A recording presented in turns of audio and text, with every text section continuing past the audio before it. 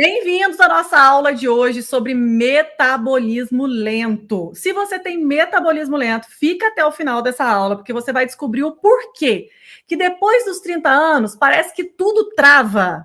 Mas será que isso é real? É psicológico? A idade é um impeditivo do emagrecimento? Doutor Cristiano, do ponto de vista hormonal, o que acontece com a mulher a partir dos 30 anos? O que acontece quais são os hormônios que começam ou a acelerar ou diminuir? O que acontece com o metabolismo da mulher a partir dos 30 anos, que ela acha essa diferença enorme, principalmente os 40, 45, 50, ali quando a mulher está na pré-menopausa ou na menopausa. Acontece mudança mesmo? O que é? Quais hormônios? Acontece, Nutri. Com certeza acontecem muitas mudanças no organismo, né? Da mulher, inclusive do homem também. Embora na mulher isso seja mais aparente, por vários motivos, né? Questões fisiológicas mesmo, né? A mulher ainda tem a menstruação para sinalizar isso, mas isso acontece com homens e mulheres.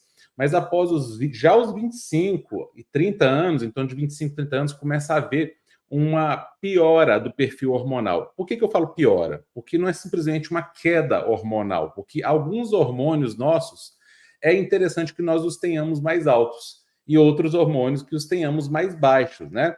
Então, o que a gente costuma falar?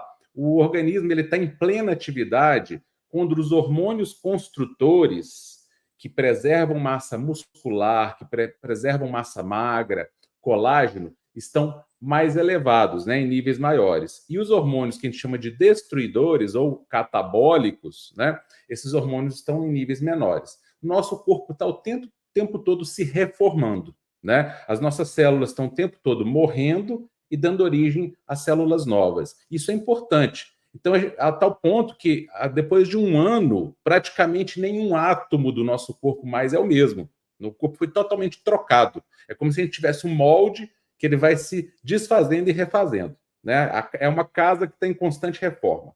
E isso é bom, né? Essa mudança que preserva o corpo permite que a gente viva aí, né, muitos anos, né? Não são as mesmas células que a gente nasce, não são as mesmas células que a gente morre, muito pelo contrário. Mas o que acontece? A partir de uma certa idade, os hormônios construtores começam a cair. E os hormônios destruidores, que todos dois são importantes, mas a questão é o equilíbrio entre eles, começam a aumentar. Então, a gente tem um aumento de hormônios catabólicos, que promovem, vamos dizer assim, falar entre aspas, destruição, né? Quebra das moléculas, né? E uma redução dos hormônios anabólicos, que são hormônios que são construtores, que promovem a renovação celular. Isso acontece a partir dos 30 anos em homens e mulheres. Esse predomínio progressivo de hormônios catabólicos em relação aos hormônios anabólicos vai promovendo um processo de envelhecimento. Então, é por isso que depois de uma determinada idade, né, o indivíduo vai experimentando um decréscimo de suas funções ao longo da vida. Agora, o importante é frisar que esse processo ele pode ser modulado e lentificado grandemente, ou pode ser modulado e acelerado grandemente, que é o que tem acontecido. E o processo da obesidade está intimamente ligado a esse processo, né?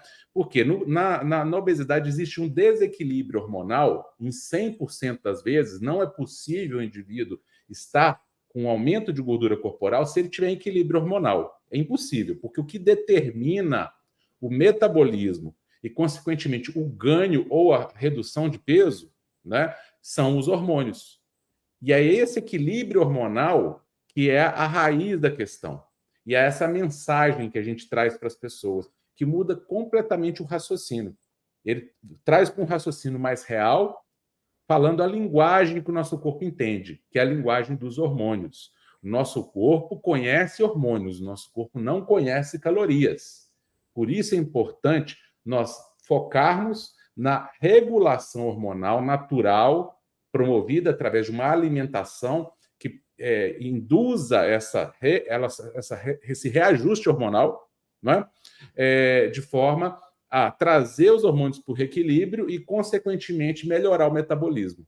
Esse é o foco, né, da nossa ideia. Então, a partir dos 30 anos, 25, 30 anos, esse desbalanço hormonal vai se tornando cada vez mais progressivo, principalmente com o estilo de vida moderno, a forma como as pessoas vivem hoje, trabalham, se alimentam, mas não é nada daquilo que a gente fala lá atrás. Não tem muito menos a ver com o volume de alimento, com o consumo de caloria e muito mais a ver com a forma como elas estão se alimentando. Quais são esses hormônios, doutor Cristiano, que nos faziam tão bem na juventude e por que eles reduzem nessa fase da vida? E quais são esses destruidores neste momento? Isso tem a ver com obesidade? Então, os hormônios, né, que na juventude nós temos eles em quantidades maiores, né, quando o nosso corpo está crescendo, se desenvolvendo, numa criança que está crescendo, né, ou mesmo um adulto jovem, né, que está mantendo uma boa composição corporal. E, entre eles, eu vou falar alguns aqui, que são vários, né, mas Isso. os mais importantes aqui, né, e aqui a gente não está dando conselho para ninguém usar hormônio, tá? Nós estamos falando de hormônios produzidos pelo corpo. Sempre friso isso, para que não haja a ideia falsa de que se eu usar um hormônio de fora vai resolver minha vida. Não é isso que a gente está falando aqui. Então, os hormônios são o hormônio de crescimento, né? Famoso GH, que é hormônio de crescimento em inglês, né? Ele é produzido numa glândula que nós temos aqui, dentro do crânio, né? Ligado ao cérebro.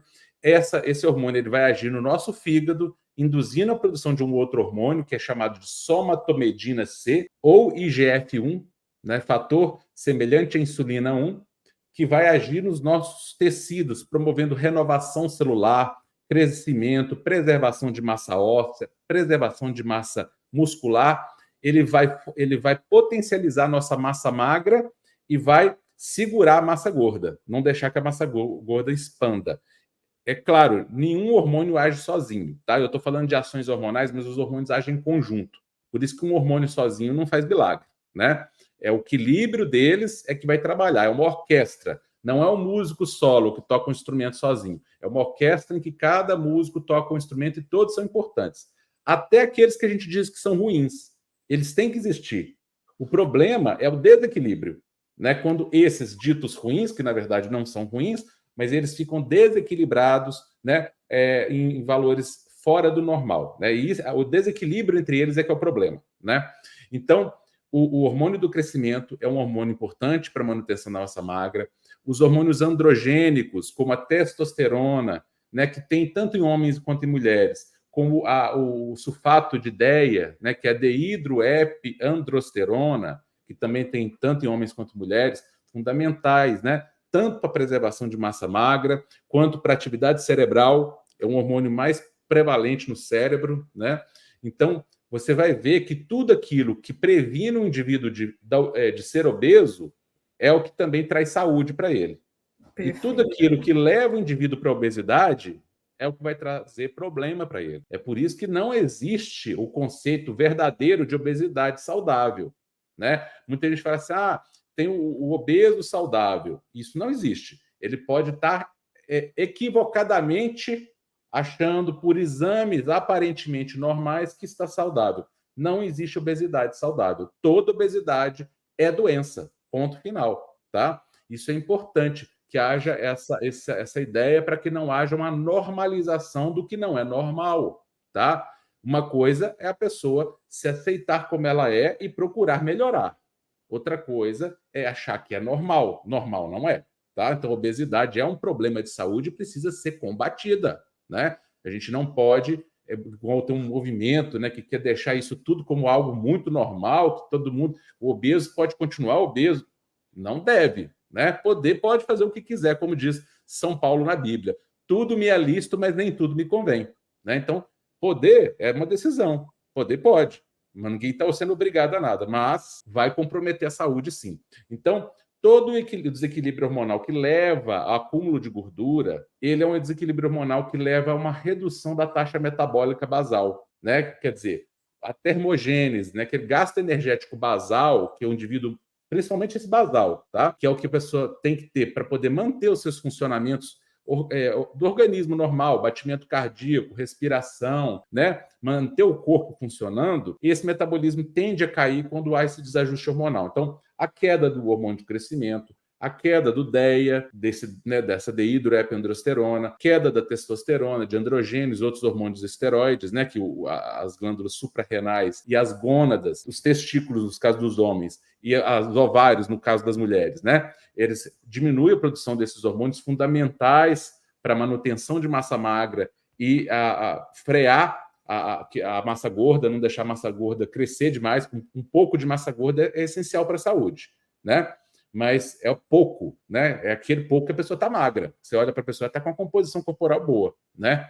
Agora, o que a gente vê hoje em dia são pessoas com um percentual de gordura altíssimo, né? Que a gente sabe que vai trazer consequências aí desastrosas para o organismo. Então, esses hormônios são os mais, assim, famosos. E há também, quando a pessoa está nesse equilíbrio hormonal, ela também tem hormônios de saciedade em níveis melhores e com um funcionamento melhor. Que não basta só ter um nível normal de hormônio. Tem muita gente que vai lá e dosa, né, os níveis hormonais na corrente sanguínea e vem normal. Só que muitas vezes isso não quer dizer muito, porque aquele hormônio não está fazendo efeito, não está em atividade. Então não adianta ter nível normal de hormônio simplesmente. Ele tem que se ligar ao receptor, como uma chave se liga numa fechadura, e abrir a fechadura. Se você tiver só a chave e ela não estiver entrando na fechadura, não adianta nada. Então, por exemplo, né, eu vou dar um exemplo aqui, por exemplo, do hormônio tiroidiano. Com o envelhecimento, a pessoa pode até manter níveis normais, mas a ativação desse hormônio se torna prejudicada. Então, você faz uma dosagem na corrente sanguínea, está tudo normal, mas o hormônio não está sendo ativado, ou seja, não está fazendo efeito. Na prática, é como se ele não existisse ou se ele tivesse níveis baixos. E aí o metabolismo, que depende muito da ação do hormônio tiroidiano, fica prejudicado. Muitas pessoas com níveis hormonais normais, mas que estão com um hipotireoidismo funcional, vamos dizer assim, apesar de estar com um exame normal, tanto que nunca tiveram nenhum problema, quanto que estão fazendo reposição. Alguns estão fazendo reposição e você olha lá, os níveis estão normais, mas o hormônio não está sendo ativado. Até porque normalmente a reposição é feita com hormônio inativo, que é o T4. O hormônio ativo é o T3. Né? Então, eu tomo o T4, normalizo meu exame, mas ele não está sendo convertido em T3. Não adiantou nada, ele não vai fazer efeito. Então, à medida que a pessoa avança as décadas de vida, esses hormônios que promovem um metabolismo mais rápido, que preservam massa magra, que é fundamental, né? Se você quer emagrecer, e que impedem que a massa gorda prospere demais, cresça muito, né? Que o percentual de gordura aumente muito, esses hormônios começam a cair. E hormônios que fazem, pelo contrário, né, promovem um aumento da massa gorda, uma redução de massa magra, aumento do apetite, né, descontrolando o mecanismo de fome e saciedade, eles começam a aumentar. Então, por exemplo, eu falei do hormônio que dá saciedade. O hormônio leptina, ele começa a perder efetividade, e a pessoa começa a sentir mais fome. Aí vem aquela compulsão alimentar. O hormônio grelina, que induz a fome, começa a aumentar. E aí, essa pessoa começa a ter mais apetite. O hormônio cortisol, que é um hormônio importantíssimo, vital para o corpo, talvez o hormônio mais importante para a manutenção da vida, mas desde que em equilíbrio. E ele tem que ser secretado de uma forma cíclica e regular. Então, ele tem que ter um pico no início da manhã e, ao longo do dia, uma queda progressiva até que ele tenha o menor valor dele por volta ali das 8, 9, 10 horas da noite. Muitas pessoas estão tendo a inversão desse ciclo. Então, muitas vezes, elas têm um cortisol baixo durante o dia e à noite um pico.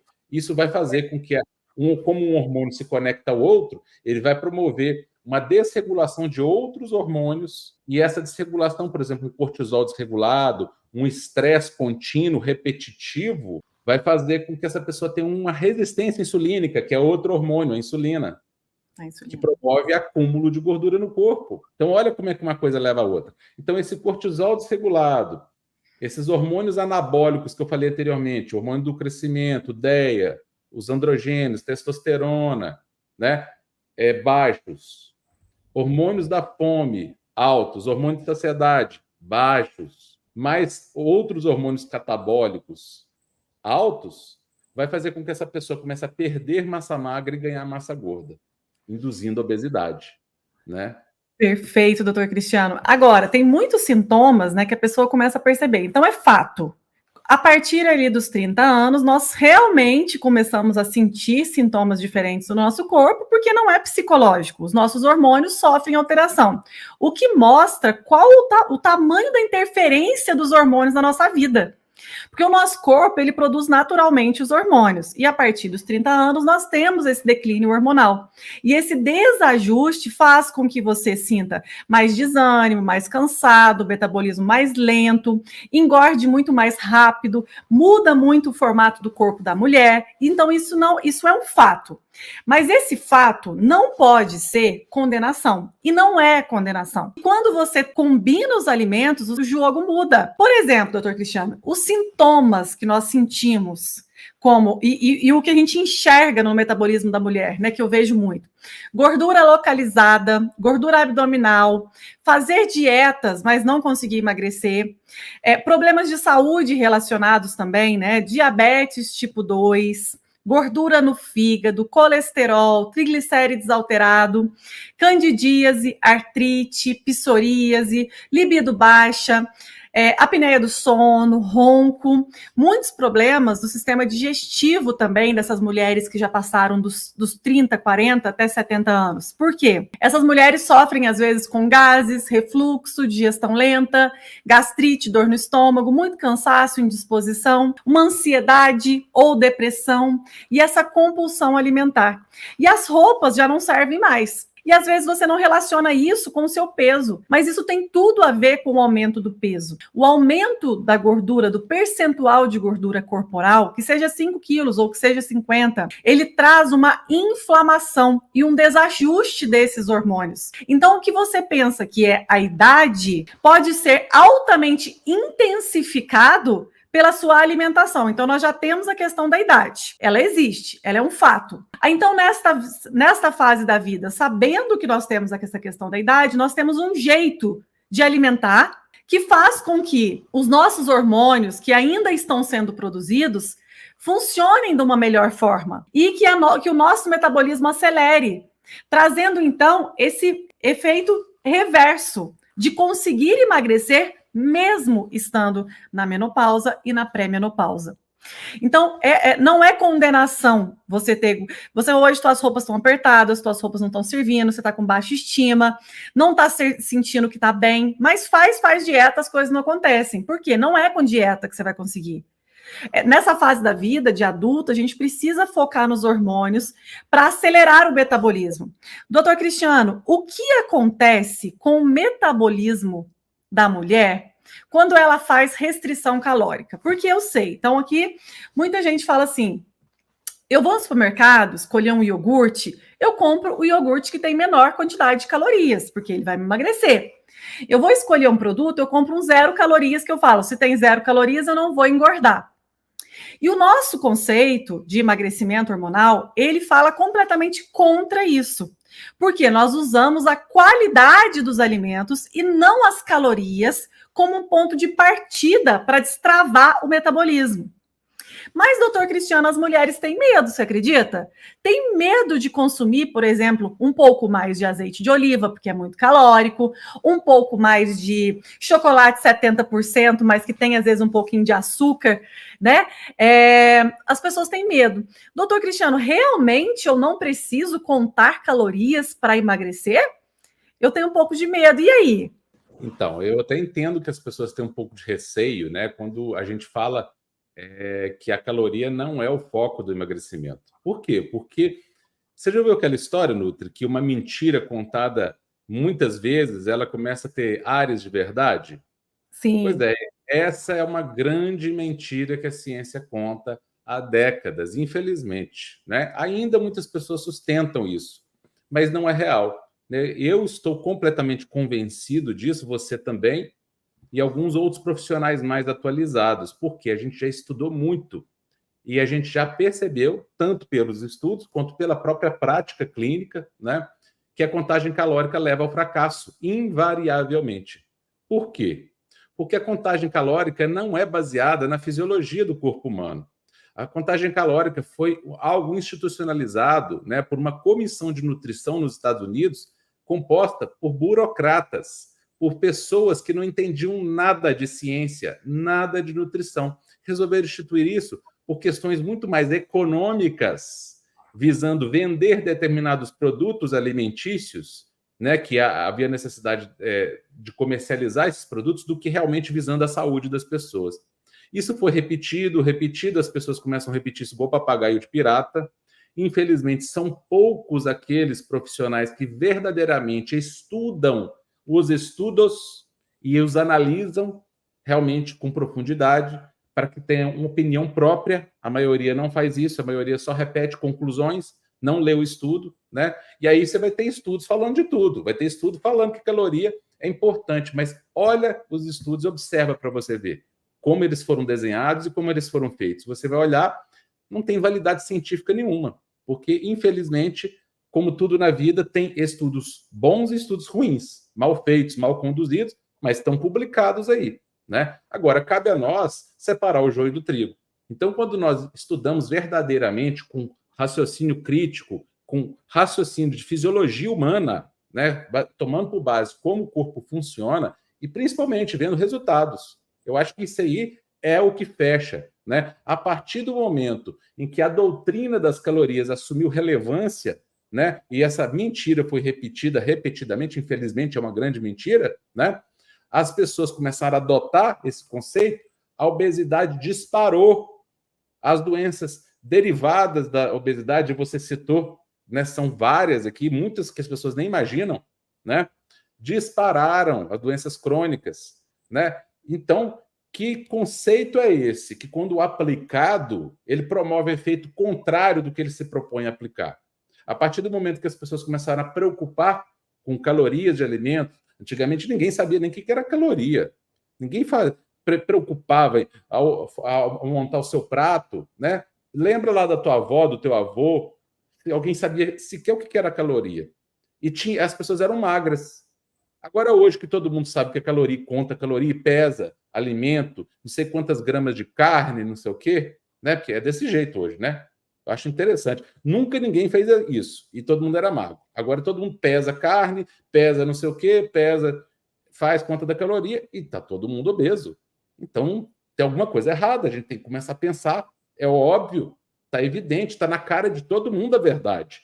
É só a gente parar de repetir igual papagaio de pirata, o que todo mundo só fala. Infelizmente, até profissionais falam até hoje na televisão. Então, o que controla o nosso metabolismo, o que controla o nosso ganho de peso ou o emagrecimento, são os hormônios. São eles que determinam isso. Portanto, o nosso foco deve estar neles, porque o nosso corpo não tem nenhum sensor de caloria. Então, como é que o nosso corpo sabe se você está ingerindo muita ou pouca caloria? Até porque a caloria dos alimentos só tem sentido quando você põe fogo neles. Mas o nosso corpo não trabalha assim, nessa simplicidade. Nosso corpo não é uma fornalha que você joga a comida lá dentro e ela pega fogo. Até porque boa parte dos nutrientes que a gente ingere não são nem utilizados como fonte de energia, são utilizados como elementos de construção do nosso corpo, como eu falei, a renovação do nosso corpo, né? Então, como é que eu vou fazer conta de calorias se a boa parte da alimentação que eu estou ingerindo nem como fonte de energia vai ser utilizada? E a que for utilizada como fonte de energia, ela vai ser controlada de uma forma muito mais complexa pelos nossos hormônios. Por quê? O nosso corpo parece muito mais com um carro moderno, um avião moderno, onde ele é todo controlado por um sistema de computador, cheio de regulações, de ajustes, do que uma Maria Fumaça, que simplesmente jogava a lenha lá dentro e funcionava pegando fogo lá sem controle nenhum. O nosso corpo não funciona assim, ele tem ajustes, ele pode acelerar metabolismo, reduzir metabolismo, ele pode absorver mais as calorias dos alimentos, absorver menos as calorias do mesmo alimento, né? Por exemplo, o meu corpo consumia na mesma quantidade de caloria na alimentação, pode utilizar mais ou menos essas calorias. Ele tem esse ajuste, ele tem essa inteligência, ele tem esse refinamento. Agora, considerar a caloria pura e simples é considerar que o nosso corpo é uma máquina simplista, e não é, está muito longe disso. Aliás, não tem nada a ver com isso. Então, o nosso corpo não sabe o que é caloria, mas ele sabe o que são hormônios e sabe o que são os nutrientes que tem nos alimentos que nós comemos. Então, ao perceber, quando você come alguma coisa, o seu corpo, ele faz uma leitura, não da caloria daquilo que você está comendo, mas ele faz uma leitura da composição nutricional. E isso ele sabe ler. Ele sabe o que você está consumindo, que é proteína, o que é carboidrato, que tipo de carboidrato, se é complexo, se é simples, que tipo de fibra, que tipo de gordura, isso ele sabe tudo. Se tem qual vitamina que está ali dentro, qual mineral que está ali dentro, isso ele lê. E a essa leitura, né, quando esses alimentos são digeridos e absorvidos, o nosso corpo responde com uma determinada resposta hormonal, variando com essa composição nutricional. Aí sim, essa resposta hormonal, a depender da composição do que eu ingeri, vai determinar o meu corpo, vai dar ordem para as minhas células, porque os hormônios são como se fossem comandantes. Eles falam e as células obedecem, simplesmente. E aí eles vão falar, esse balanço hormonal vai dizer se é para eu queimar a gordura do meu corpo ou se é para eu acumular gordura no meu corpo, formar gordura no meu corpo. Lembrando que a maior parte da gordura do nosso corpo não vem da gordura da alimentação. Ela é formada no nosso corpo a partir de outros elementos. Então, olha como que tem muita informação entre a ingestão do alimento e o meu corpo, engordar ou emagrecer. É uma sequência de informações intrincadíssima. E aí eu vou reduzir isso a uma conta de mais ou menos e dizer para a pessoa que ela está ganhando peso simplesmente porque ela está comendo mais caloria do que ela está gastando. Isso não é real, porque quem determina esse metabolismo, esse gasto energético e esse aproveitamento das calorias são os hormônios, não é a caloria. Então, eu posso consumir um alimento calórico que vai ser termogênico e vai fazer com que o meu corpo queime gordura. E posso ingerir um alimento zero caloria, que eu nem chamaria de alimento, porque eu não conheço nenhum alimento que seja zero caloria, não sei a água, né? E o sal, que é zero caloria, que é alimento, né? Mas fora isso, eu posso consumir um alimento zero caloria e que vai me induzir, ou um produto alimentício zero caloria, que vai me induzir uma redução metabólica e no final vai fazer engordar, mesmo tendo zero caloria. Pelo amor de Deus, olha só, né? Olha como é que é interessante saber isso tudo, né? E como que muda a mente da questão de acordar cedo e falar, hoje eu não posso comer nada, né? Hoje eu tenho que comer só um alface, só ovos. Aí você começa a pensar, meu Deus, eu sofri tanto sem nenhuma necessidade, né? Sem nenhuma necessidade, não é verdade, doutor Cristiano? Não, é exatamente porque a pessoa não está se baseando em conceitos verdadeiros. Ela está baseando no conceito, como eu falei, a partir do momento em que as pessoas passaram a usar a caloria como referência, a obesidade no planeta Terra explodiu.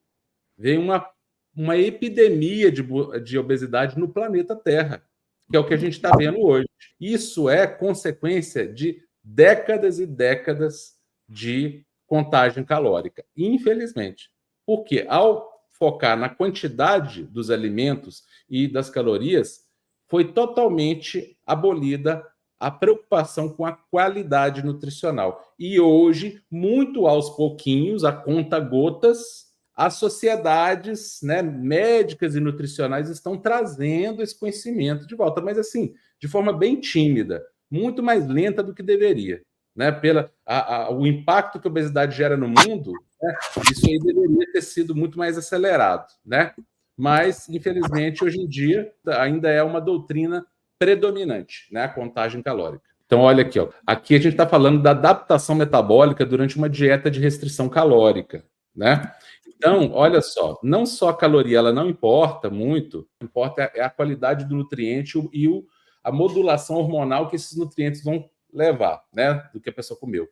Então, além da contagem de caloria não ajudar, ela ainda atrapalha. Por quê? Quando a pessoa faz uma restrição calórica, ela está preocupada mais em tirar alimentos. Muitas vezes ela já está desnutrida. A gente sempre fala isso, a obesidade é uma forma de desnutrição. Por isso que ela tem uma fome constante, porque o organismo, ela come, mas ela não se nutre. Então o organismo não detecta nutriente, o que ele faz? Pede mais, pede mais. Só que toda vez que a pessoa ingere o alimento é nutricionalmente de má qualidade. Ele tem até alto valor energético, mas sem nutriente. Então, quando a pessoa entra numa dieta de baixa caloria e ela já está desnutrida, o que vai acontecer? Ela vai restringir, ela vai desnutrir mais ainda. E para girar o metabolismo, né, as pessoas falam, como é que eu acelero o metabolismo? Uma das primeiras coisas é ter uma boa nutrição, porque o metabolismo é feito por engrenagens, é igual um motor de um carro, tem várias engrenagens. Essas engrenagens são feitas de nutrientes. Então, se o indivíduo não tem nutriente, como é que ele vai girar a engrenagem metabólica, se o nutriente vem da alimentação, para acelerar o metabolismo?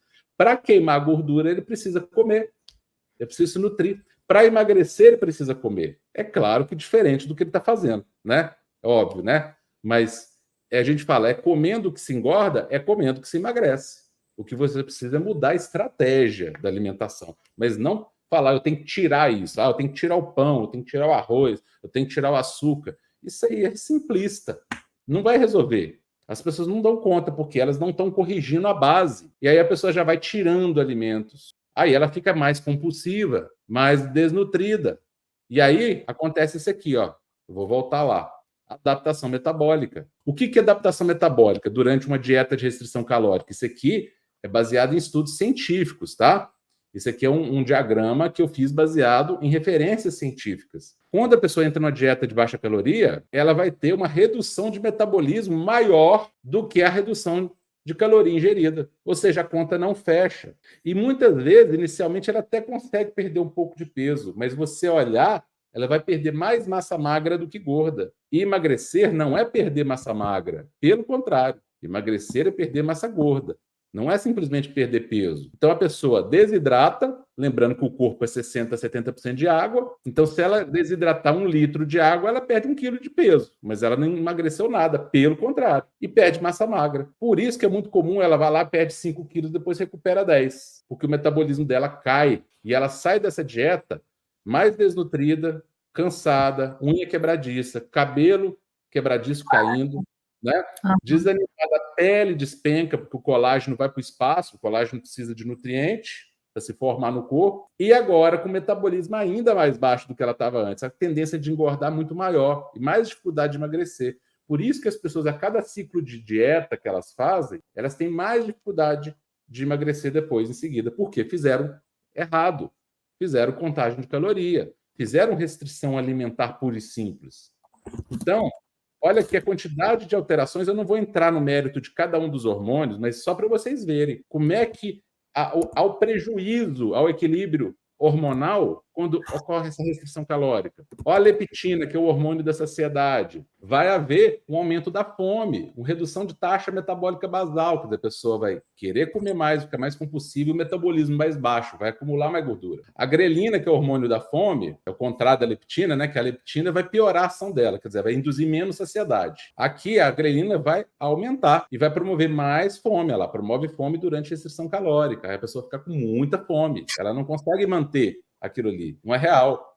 E não adianta força de vontade, porque as substâncias químicas que tem no nosso corpo, elas controlam nossos processos.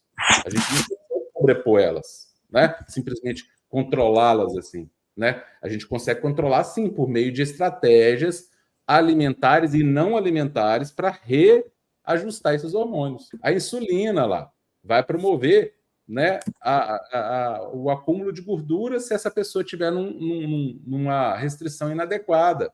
Os hormônios tiroidianos vão perder atividade. Olha lá, diminuição da conversão do T4 em T3. É o T3 que queima gordura. Aí a pessoa vai lá, faz um exame e está tudo ok. Mas essa conversão não está acontecendo, então o hormônio não está agindo. Ela está a dieta prejudicou a ativação do hormônio tiroidiano dela. Mesmo que a tireoide produzindo hormônio normalmente, ela está fazendo reposição hormonal tiroidiana. Então, o que acontece? Olha aí o hormônio tiroidiano. Aí a pessoa faz o exame, não tem problema da tireoide, então estou fazendo a reposição hormonal, está tudo ok. Só que não, né? Porque a restrição calórica levou uma diminuição na conversão de T4 em T3. Olha lá, ó, redução na conversão de T4 em T3. E é o T3 que age. E outra coisa ainda, aumento na produção de T3 reverso. Então, você reduz o T3, que ativa o metabolismo, e aumenta o T3 reverso, que faz exatamente o contrário. O T3 reverso, como o próprio nome fala, ele faz o contrário do T3. Então, se o T3 acelera o metabolismo, o T3 reverso lentifica o metabolismo. É o processo de hibernação.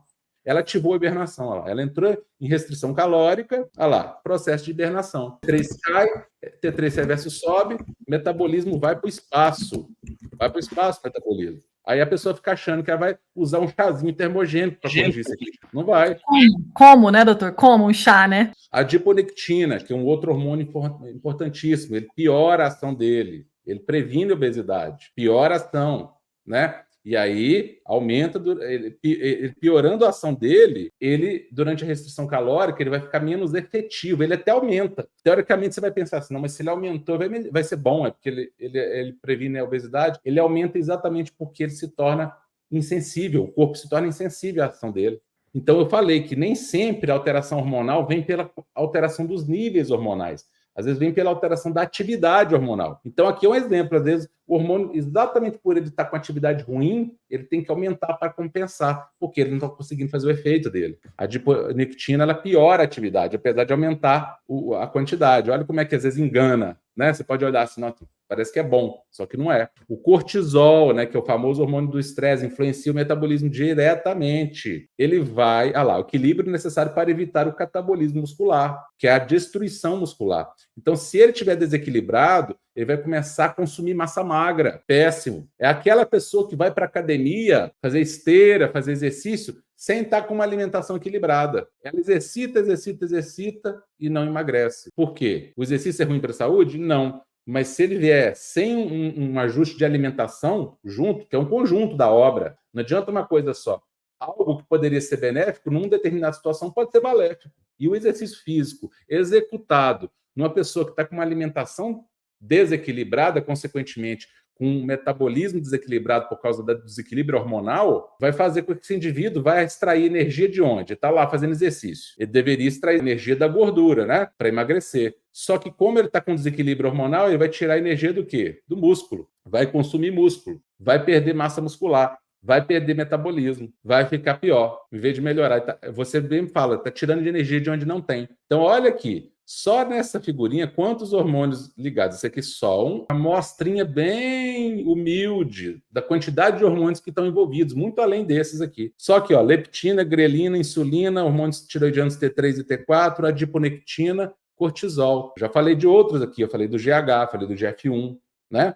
Tem a milina, tem as incretinas, tem outros produzidos pelas células musculares, tem hormônio produzido pelo coração, pelos rins e muito mais. A lista aqui vai longe. Hormônios produzidos pelos ovários, pelos testículos, pelas glândulas suprarrenais, o conjunto da obra. Então, você pode trabalhar para reajustar esses hormônios e trazê-los de volta, mas isso não é condenação, né? Essa que é a notícia boa. Você pode muito bem, né, melhorar, né, esse perfil hormonal e trazer ele para o equilíbrio, como eu falei, desacelerando o envelhecimento, lentificando absurdamente. Nós temos pessoas hoje de 90 anos que estão super bem, né? A gente vê aí pessoas aí que se cuidam bem, sabem que não é restrição calórica o caminho, simplesmente, e aí estão envelhecendo bem, com a composição corporal boa. Porque a mesma coisa que faz a pessoa manter o mesmo balanço hormonal, que mantém uma boa composição corporal, ou traz essa pessoa de volta para uma composição corporal boa, melhora a composição corporal dela, os mesmos efeitos que fazem isso fazem retardar o envelhecimento, porque está tudo atrelado, né? Então, o que retarda o envelhecimento promove emagrecimento. O que promove emagrecimento retarda o envelhecimento. Uma coisa está conectada com a outra. Você pode melhorar o seu perfil hormonal, ou você pode piorar ainda mais. Aquilo que já está indo, né, já está indo mal, pode ficar pior.